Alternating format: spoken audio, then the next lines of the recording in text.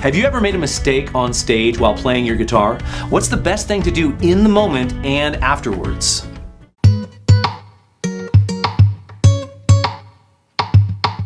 It's happened to all of us. We're playing our guitar in a worship or performance setting, and somehow we play something differently from how we've rehearsed it. And by differently, I mean wrong. It's clearly not what we planned to play. So what do? I'll offer several options for what we can do, and then I'll let you decide which option is the best course of action. I can't promise not to lead the witness, but I think it's important to see what the options are. These are 6 options I can choose from when I make a mistake. Number 1, visibly express my disappointment. Body language is the most powerful form of communication, so if I make a mistake and then I shake my head, frown, smile awkwardly, roll my eyes, or simply look surprised, I've just non-verbally communicated to the people I'm serving that I've made a mistake.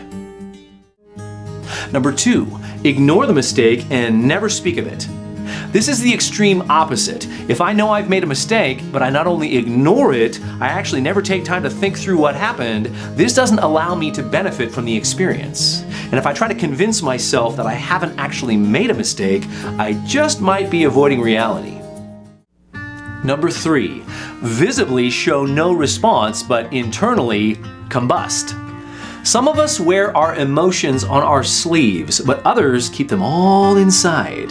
If I'm visibly displaying that I'm doing fine, but inwardly I'm having a conniption because of a mistake I just made, it just might not be the healthiest choice for my emotional or mental state. Number 4, keep thinking about the mistake even while playing the song. Once a mistake has happened, there can be a temptation to look back at the spot in the chart or think back to the spot in the song, even as we're trying to complete the song. But to use an analogy, if I drive over a bump in the road and I look back at that bump while I keep driving forward, I may encounter even bigger bumps ahead, if you know what I mean. Number 5, move on, but beat myself up for weeks or months afterwards. If I make a mistake, but finish the service or concert on a strong note, that can be good. But what if I focus on my mistake, hold it over my head, maybe even apologizing profusely when I talk to my collaborators, the congregation, or members of the audience afterwards? What if for weeks or months at a time I belabor the mistake and keep reminding myself of what happened, speaking self-critically the whole time? Profitable? I don't think so. Lastly, number 6, recover gracefully, but evaluate objectively later. This last option, if you haven't already decided for yourself, is my preferred approach, because it's only by learning from our mistakes that we can truly grow. Some would say that mistakes are easier to learn from than successes. If we know something worked, but we don't know exactly why, it can be more difficult to learn from the experience. However, if we make a mistake, we can examine it from a few different angles objectively and decide how to better prepare for a similar experience in the future. This will help us avoid making, or at least reduce the possibility of making, the same mistake. Having an intentional time set aside, sometimes with fellow team members on what might be called Honest Monday, can be a good opportunity. The key is not to be too hard on ourselves. If we skirt the edge of 100% negative self-talk, it can be pretty damaging.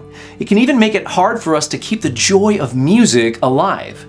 If we can separate ourselves from our musical offerings and be objective enough to say, that was a mistake, and here's how I plan to avoid it in the future, this simple approach can be tremendously effective. The more specific we can be about our recovery strategy, the better. If it's a chord transition, we can work those chords. If it's a tuning issue, we can practice tuning every time we get ready to play. And this is a great habit for any guitarist. If it's a tempo issue, we can practice with a steady drummer or percussionist who keeps us honest, or at least practice with a metronome. And the next level is to play the song with the challenge spot for an audience. By the way, have you heard my definition of an audience? Here it is. An audience is one or more people who are listening, giving their undivided or even divided attention, thereby compelling us to finish the song we're playing. This puts us under a healthy amount of pressure, much more so than practicing on our own. If you're having a hard time convincing someone to listen to you play, become your own audience. Put your smartphone on a tripod, spin it to selfie video mode, and hit record.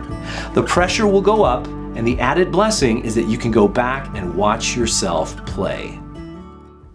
Hopefully these insights have given you some tangible strategies as well as some behaviors to avoid the next time you make a mistake with your guitar on stage.